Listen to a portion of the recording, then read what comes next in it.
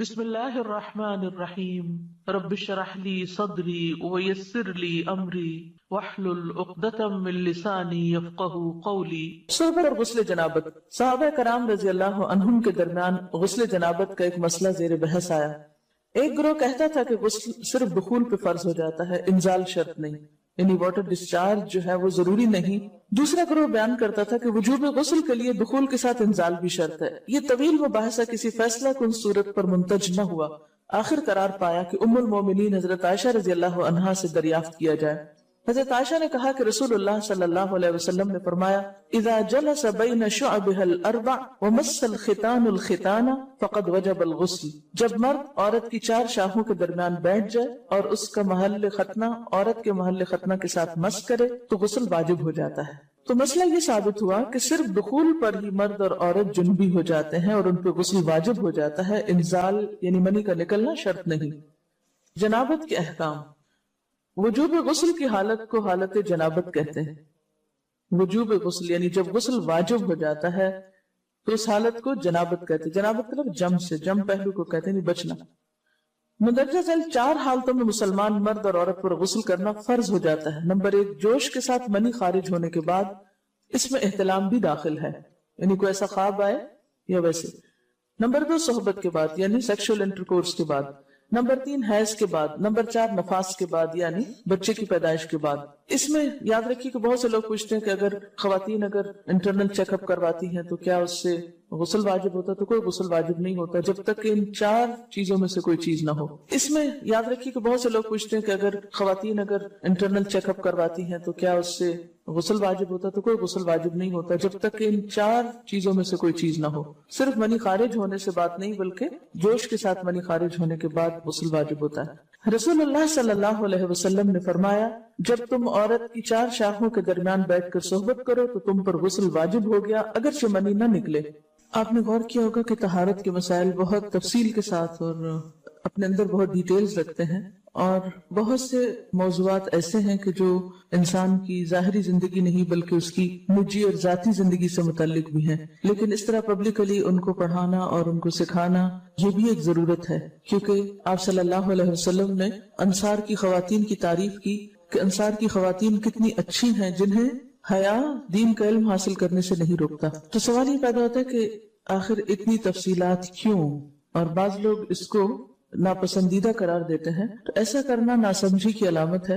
ہم دیکھتے ہیں کہ انسان اگر اللہ کے بتائے ہوئے طریقے کے مطابق زندگی بسر کرتا ہے تو اس میں خیر ہی خیر ہے، اور وہ صرف خیر اس کی اپنی ذات تک نہیں رہتی، بعض اوقات دوسروں کی بھلائی کا ذریعہ بھی بن جاتی۔ عورت کو بھی احتلام ہوتا ہے۔ ام المومنین حضرت سلمہ رضی اللہ عنہا روایت کرتی ہیں کہ حضرت ام سلیم نے رسول اللہ صلی اللہ علیہ وسلم سے کہا، اے اللہ کے رسول، یقیناً اللہ حق سے نہیں شرماتا، یعنی حق بات اور ایک ضروری بات جو ہے اس کو واضح کرنا ضروری ہوتا ہے، اور اس معاملے میں شرم سے کام نہیں لینا چاہیے، کہیں ایسا نہ ہو کہ انسان انجانے میں غلط کام کرتا رہے۔ تو یہ کہہ کر انہوں نے مسئلہ پوچھا، کیا عورت پر غسل ہے جبکہ اس کو احتلام ہو؟ آپ نے فرمایا ہاں، لیکن جب پانی کا نشان دیکھے یعنی منی دیکھے۔ اس پر حضرت ام سلمہ نے شرم سے منہ چھپا لیا اور عرض کیا، اے اللہ کے رسول، کیا عورت کو بھی احتلام ہوتا ہے؟ آپ نے فرمایا ہاں ہوتا ہے، تیرا داہنا ہاتھ آلود ہو، یعنی یہ ایک پیار کی ڈانٹ تھی، اور اس میں ہو سکتا ہے کہ مزاج کا فرق ہو، بعض خواتین کے ساتھ ایسا نہ ہو اور بعض کے ساتھ ایسا ہو، لیکن اس میں جو اصل چیز ہے وہ ایکسیسو واٹر ڈسچارج ہے۔ اس میں کہیں ایسا نہ ہو کہ لیکوریا وغیرہ کے ساتھ اس کو ریلیٹ کر دیا جائے، دونوں چیزوں میں فرق ہے۔ اور احتلام جو ہے وہ سوتے وقت ہوتا ہے، یعنی سو کر اٹھنے پر اگر انسان اپنے کپڑوں پر زیادہ ڈسچارج دیکھے، خواہ کوئی خواب یا کوئی فیلنگ یاد نہ بھی ہو، تو پھر غسل کرنا ضروری۔ معلوم ہوا کہ عورت یا مرد نیند سے اٹھ کر اگر تری یعنی نشان منی دیکھیں تو یہ احتلام کی علامت ہے، لہٰذا ان پر غسل کرنا فرض ہو جاتا ہے۔ اور اگر احتلام کی کیفیت انہیں یاد ہو لیکن نشان نہ پائیں، یعنی خواب یاد ہے لیکن کوئی سامنے علامت نہیں، تو غسل فرض نہیں ہوگا۔ ایسی صورت میں شک کی ضرورت نہیں ہے کہ نہیں وہ میں نے خواب دیکھا اور مجھے خواب بالکل صحیح یاد ہے تو مجھے نہانا چاہیے، نہیں، محض خواب پر نہیں نہایا جائے گا جب تک کہ فزیکلی کوئی ایسی چیز سامنے دیکھی نہ جائے۔ حضرت ام سلمہ روایت کرتی ہیں کہ میں نے کہا، اے اللہ کے رسول صلی اللہ علیہ وسلم، میں اپنے سر کے بال خوب مضبوط گونتی ہوں، کیا میں انہیں غسل جنابت کے وقت کھولا کروں؟ آپ نے فرمایا ان کا کھولنا ضروری نہیں، تیرے لیے یہی کافی ہے کہ 3 لپ پانی اپنے سر پر ڈالے، پھر اپنے سارے بدن پر پانی بہائے، پس تو پاک ہو جائے گی۔ یعنی بالوں کی جڑیں بھیگنا، سکن بھیگنا ضروری ہے، سارے بال کھولنا ضروری نہیں ہے۔ جمبی کے بالوں کا مسئلہ، حضرت عائشہ کو خبر ملی کہ حضرت عبداللہ ابن عمرو عورتوں کو غسل جنابت کے لیے بال کھولنے کا حکم دیتے ہیں۔ فرمانے لگی ابن عمرو پر تعجب ہے، انہوں نے عورتوں کو تکلیف میں ڈال دیا، وہ انہیں سر منڈوانے کا حکم کیوں نہیں دے دیتے؟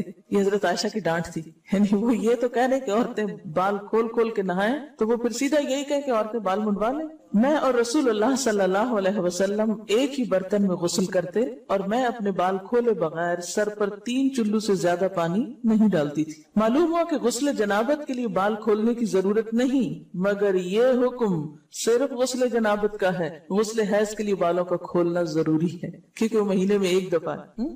حضرت عائشہ سے روایت ہے کہ انہیں رسول اللہ صلی اللہ علیہ وسلم نے غسل حیض کے لیے فرمایا اپنے بال کھولو اور غسل کرو۔ اس میں آپ دیکھیے کہ دونوں چیزوں میں فرق کیوں، دونوں کی نوعیت فرق ہے، اور حیض جو ہے وہ ایک نجاست کی کیفیت بھی ہے نا، قل ہوا اذی، اس کے بعد نہانا اور نہا کر خوشبو لگانا خاص طور پر اس کا سارا حکم آتا ہے، لیکن غسل جنابت میں نجاست کی وہ کیفیت نہیں ہے، یعنی حیض کا خون اور منی جو ہے ان دونوں کے حکم میں بھی فرق ہے، ٹھیک ہے نا۔ بعض علماء کے خیال میں جو منی ہے اٹ سیلف وہ ناپاک چیز نہیں ہے، اگر کسی کپڑے وغیرہ کو لگ گئی تو وہ کپڑا ناپاک نہیں، اگر اس کو خشک ہونے پر کھرچ کے صاف کر دیا جائے کپڑا صاف ہو جائے گا، لیکن خون حیض پر آپ صلی اللہ علیہ وسلم کیا فرمایا، چٹکیوں سے مل مل کے اس کو صاف کر کے دھوئے، تو ان دونوں میں بھی فرق ہے، لہٰذا ان دونوں کے بعد نہانے کے حکم میں بھی فرق ہے، ایک میں بال کھولے جائیں گے اور بال بھی دھوئے جائیں گے اور بالوں کی جڑیں بھی دھوئی جائیں گی، جبکہ دوسرے عام غسل جنابت میں بال کھولنا اور پورے بال دھونا شرط نہیں۔ بہت سے بچے ایسی جن کی شادی ہوتی ہے اور اس کے بعد انہیں ان مسائل کا پتہ نہیں ہوتا،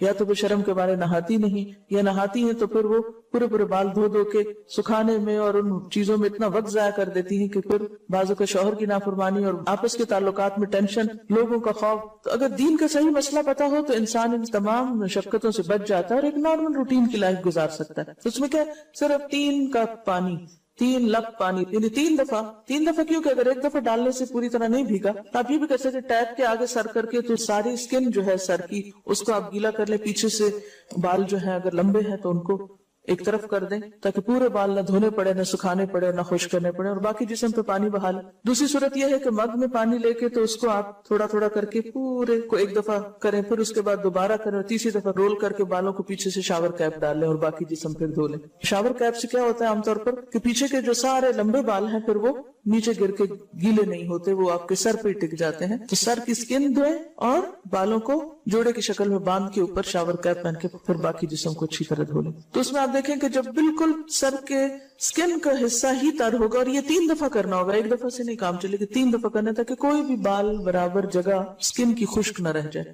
تو اس سے کیا ہوگا کہ جتنا کم بال گیلے ہوں گے اتنے کم دیر میں ان کو خشک بھی کیا جا سکتا ہے اور کسی بھی مشقت کے بغیر انسان نماز پڑھ سکتا ہے۔